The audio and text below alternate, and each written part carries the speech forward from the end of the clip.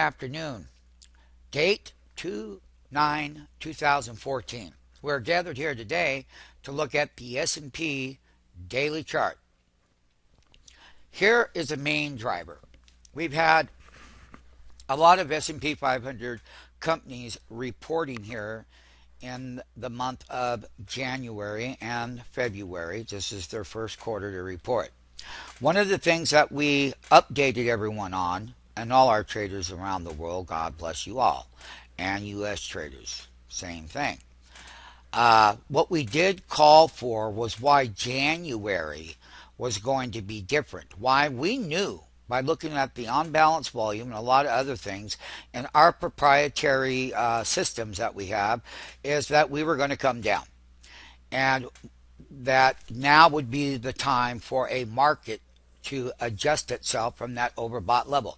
And it's all right there on stockmarketfunding.com. One of the things that I'm going to show is the following. As a longer term reference, back on 6/24 of 2013, we had a pullback here.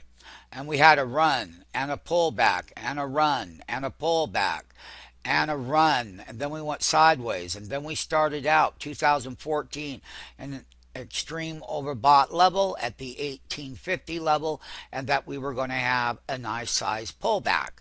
Down here, we are definitely oversold.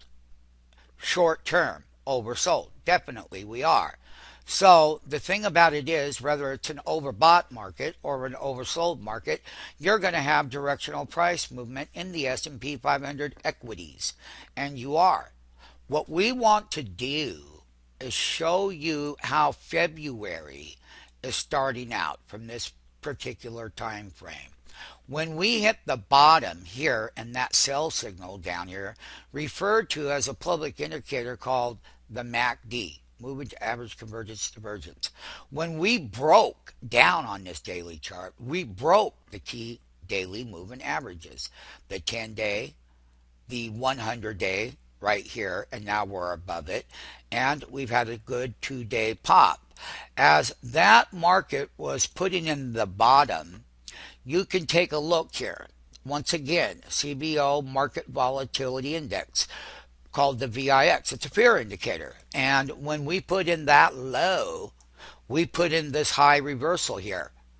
That means that the fear in the short time had peaked.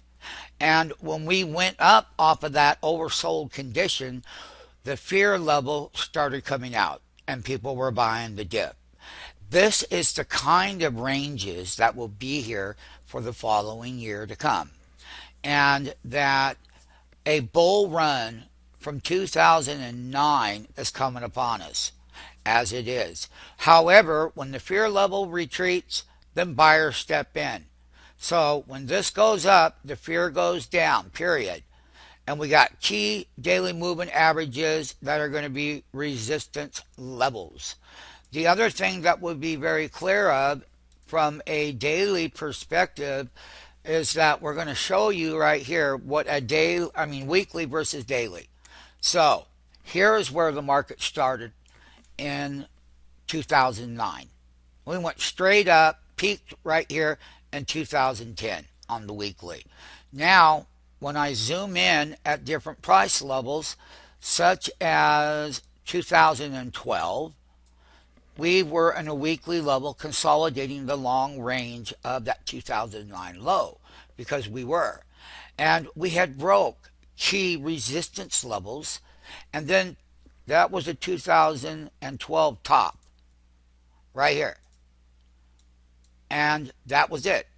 What I would like to point out to the MMTs is that bar was the high, and then 2013 came along. It got up.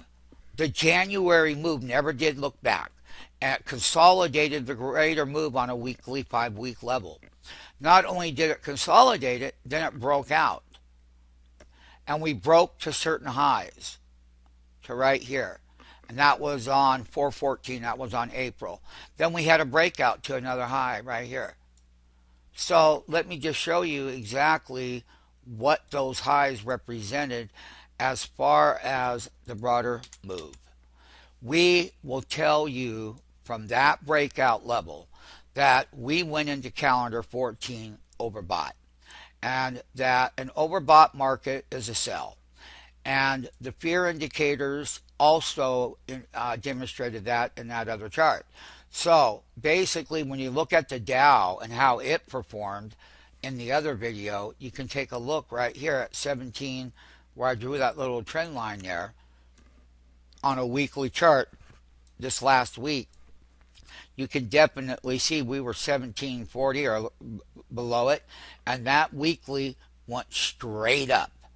And that is called bull side market volatility. And people that hadn't been in the market had a perfect opportunity to buy the first round on these dips. The other thing is very carefully looking at what? The 20-week moving average, which is at 1782. And basically, we sold on this last weekly move. We miserably sold right down, and it broke it, but now it's slightly back above it. Okay, if we go back below that 20-week, then we can start to say, hey, after every dead cat bounce, should that be the fact? And we're going to just blow this up to you right here on a weekly level. And it's important that we're below the 10-week. We came down below that 20-week, and that we are rebounding from an oversold condition. But after we go up from the upper end of the bar from an oversold area, is what is going to happen then? Well, at this time frame, we have to get over here where these trend lines were, and we have to close above all these daily simple moving averages right here. So once again, bull runs and bear raids. Bull and bear have both price movements. However, we called for an oversold market, what they bounce, and to buy the quality S&P 500 stocks and sell into resistance. So those stocks were on sale. The market index and all the 500 stocks in it were on sale. And who were the major buyers? Well, those are people that manage a lot of money. And this was the 5-day consolidation breakdown. And now we're hitting that wall of resistance. Okay? The next area here is going to be right about this area. Right up above these key moving averages at 1815, where we broke down in this distribution bar on 124, 2014 right here. So when I actually make this bigger, as I will do, you can clearly see that breakdown, and that bull bought that first round of dip. I will tell you that the remaining level, the remaining year that we're in 2014, is going to be extremely volatile because of the big move that we had from 2009 to the current level of 1850 on the S&P. It's been a huge bull run. And the afterburner there is market volatility, and we've already showed that to you. Once again, we are in the earnings season. It's just at the beginning. It's a February counter rally to the counter selling. Remember, we started with a very overbought market, and the S&P had dropped about 110 points. That was the first correction so far. And the next correction, when we get into there, will be much greater in value when that part comes back into play. Right now, it's a bull run. And this is the daily sell signals that are stopping.